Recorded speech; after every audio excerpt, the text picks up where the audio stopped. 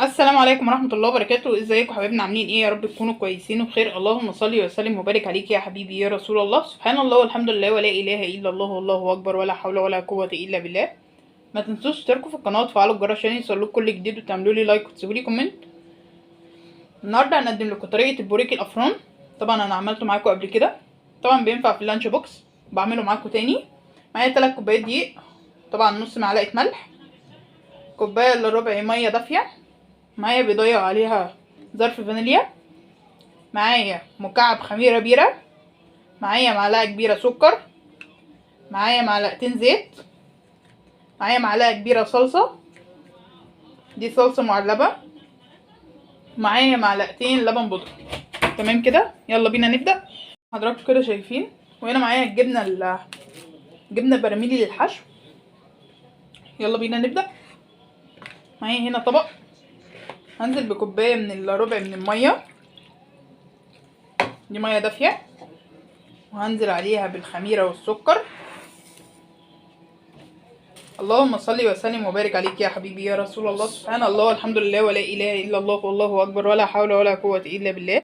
زي ما حضراتكم كده شايفين، هبدا بقى ان انا اقلب الخميره. طبعا لو ما عندناش الخميره البيره بنستخدم معلقه كبيره من الخميره الفوريه على 3 كوبايات دقيق، اللي هو ظرف من الخميره الفوريه. تمام كده، سبحان الله والحمد لله ولا اله الا الله والله اكبر ولا حول ولا قوه الا بالله. هنزل بنص كوبايه من الدقيق،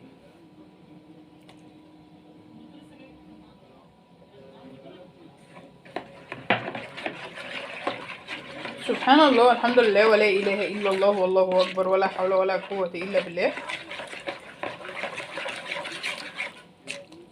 طبعا انا بختبر الخميره في الاول، لو انت مش عايزه الخميره تختبريها عادي بنشتغل بيها عادي. تمام كده، سبحان الله والحمد لله ولا اله الا الله والله اكبر ولا حول ولا قوه الا بالله. هسيبها بقى 10 دقايق وبعد كده ارجع لكم تاني. زي ما حضراتكم كده شايفين، انا هنا العجينه بتاعتي خمرت زي ما حضراتكم كده شايفين، فيها فقاعات اهي. هنزل عليها بقى بالصلصه. بسم الله الرحمن الرحيم.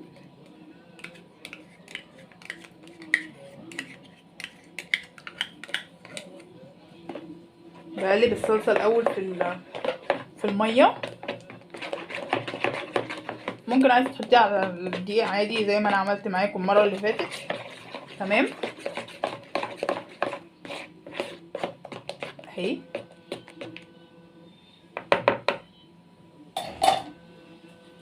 هنزل بردك بالبيضايه،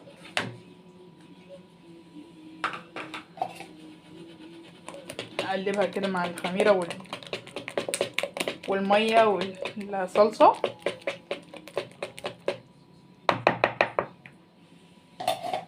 هنزل بقى بالدقيق بتاعنا.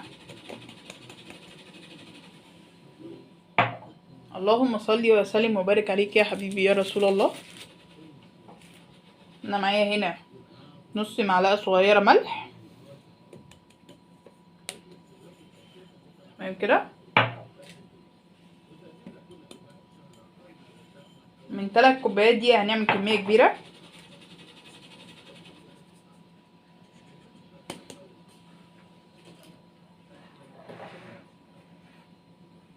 اللهم صل وسلم وبارك عليك يا حبيبي يا رسول الله. سبحان الله والحمد لله ولا اله الا الله والله اكبر ولا حول ولا قوه الا بالله.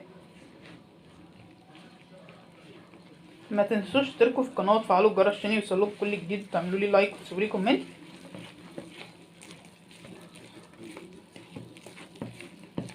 طبعا العجينه بتبقى فيها تلزيقه بسيطه، هي كده ملزقه جامد. انا هنا هحط عليها نص كوبايه دقيق تاني.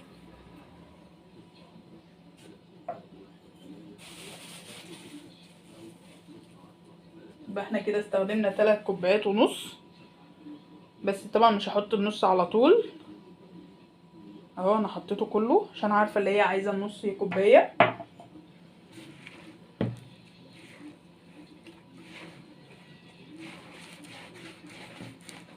عشان الدقيق بتاعي بيشرب ميه. انت طبعا على حسب الدقيق بتاعك. اللهم صل وسلم وبارك عليك يا حبيبي يا رسول الله. سبحان الله والحمد لله ولا اله الا الله والله اكبر ولا حول ولا قوه الا بالله. اهو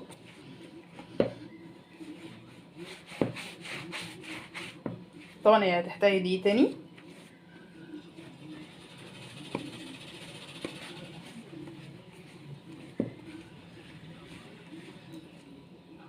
اهي هي العجينه طريه. هنزل بربع كوبايه من الدقيق.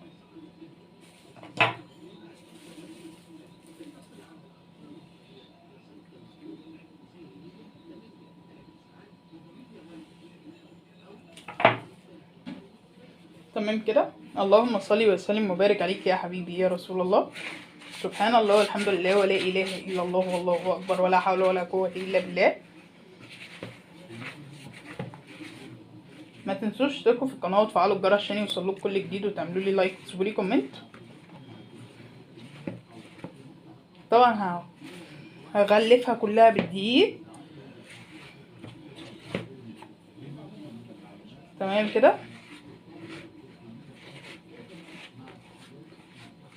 اللهم صل وسلم وبارك عليك يا حبيبي يا رسول الله. سبحان الله والحمد لله ولا اله الا الله والله اكبر ولا حول ولا قوه الا بالله. هي بردك بتلزق تلزيقه بسيطه. ننزل بقى بالزيت. دول معلقتين الزيت.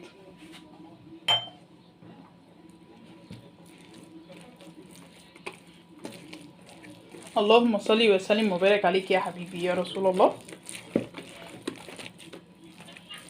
سبحان الله والحمد لله ولا اله الا الله والله اكبر ولا حول ولا قوه الا بالله. استغفرك ربي واتوب اليك.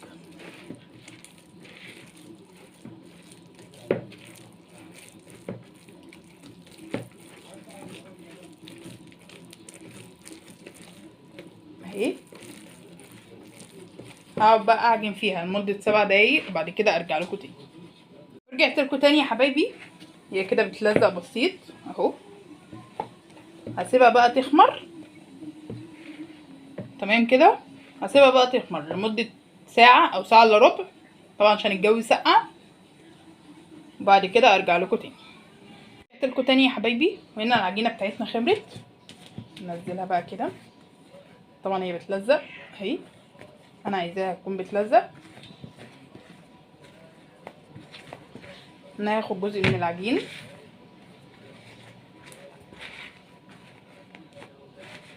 عايزه بقى تشكليها تقرصيها وبعد كده تفرديها على حسب ما انت عايزه. انا هقطع بس جزء صغير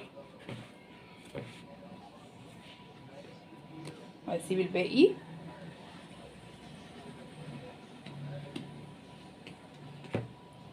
هسيب الباقي على جنب. هرش رشه دقيق من تحت. انت لو عايزه تحطيها كده اهي زي ما حضراتكم كده شايفين.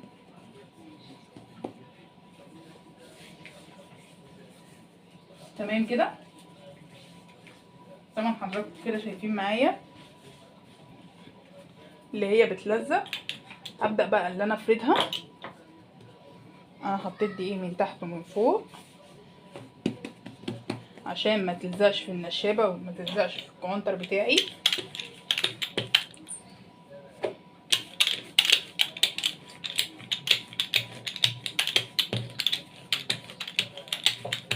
اللهم صل وسلم وبارك عليك يا حبيبي يا رسول الله. اهي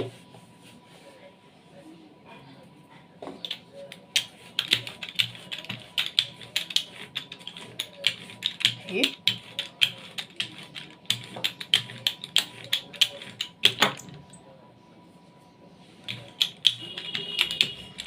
عايزه تعمليها دايره تعمليها مستطيل زي ما انت عايزه، بس اهم حاجه ان انت تفرديها كويس.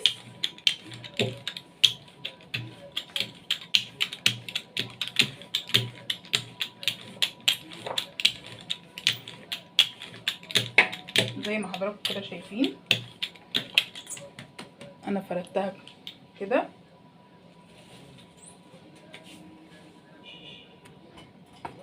تمام.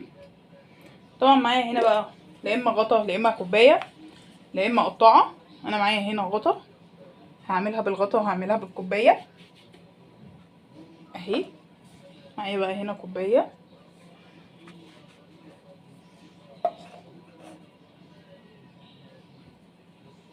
هنفض كل دي اللي عليها. طبعا معايا الجبنه، هاخد قطعه كده منها نحطها في البوريك بتاعنا. تمام. وهقفلها بقى كده. طبعا بقفلها كويس قوي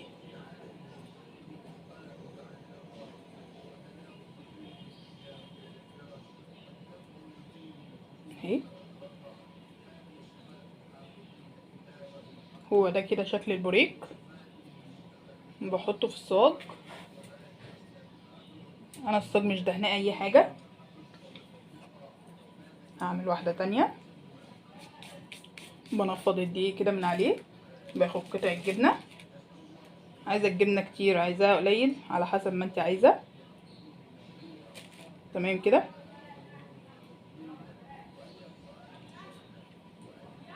هبدا بقى اقفلها اهي. اللهم صل وسلم وبارك عليك يا حبيبي يا رسول الله. سبحان الله والحمد لله ولا اله الا الله والله اكبر ولا حول ولا قوه الا بالله. هقفلها كده. وطبعا التقفيله اللي انا قفلتها دي بتبقى من تحت، وهو بيبقى شكلها كده اهو. اخلص بقى كل الكميه بنفس الطريقه وبعد كده ارجع لكم تاني. ورجعت لكم تاني يا حبايبي. وكده انا شكلت العجينه كلها، هسيبها بقى تخمر وبعد كده ارجع لكم تاني نحط البيض وحبه البركه مع بعض. رجعت لكم تاني يا حبايبي، وهنا البوريك بتاعنا خمر. انما هي معايا هنا صفار بيضه وعليه ظرف فانيليا. الفانيليا بتمشي مع الحلو والحادق. هدهن بقى الوش. معايا طبعا حبه البركه، احط عليها اهو.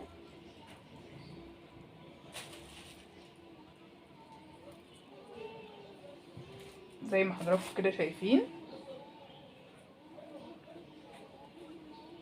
اللهم صل وسلم وبارك عليك يا حبيبي يا رسول الله. سبحان الله والحمد لله ولا اله الا الله والله اكبر ولا حول ولا قوه الا بالله. طبعا بندخلها على درجه حراره 200 على الرف الوسطاني. اي مخبوزات بتخش على درجه حراره عاليه عشان ما تقعدش فتره طويله. يعني مثلا لو احنا مش عندنا الارقام بندخلها على درجه حراره عاليه، مش درجه حراره متوسطه. متوسطه في كل الافران بتبقى 180. تمام كده. زي ما حضراتكم كده شايفين.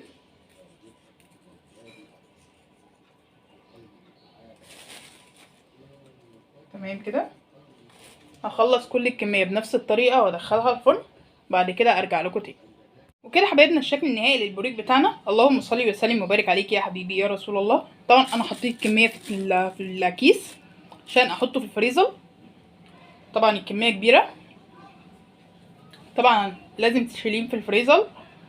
طبعا هو طري اهو زي ما بنجيبه من بره. طبعا الجبنه ساحت، انا عاملاه بردك بجبنه قديمه اهو.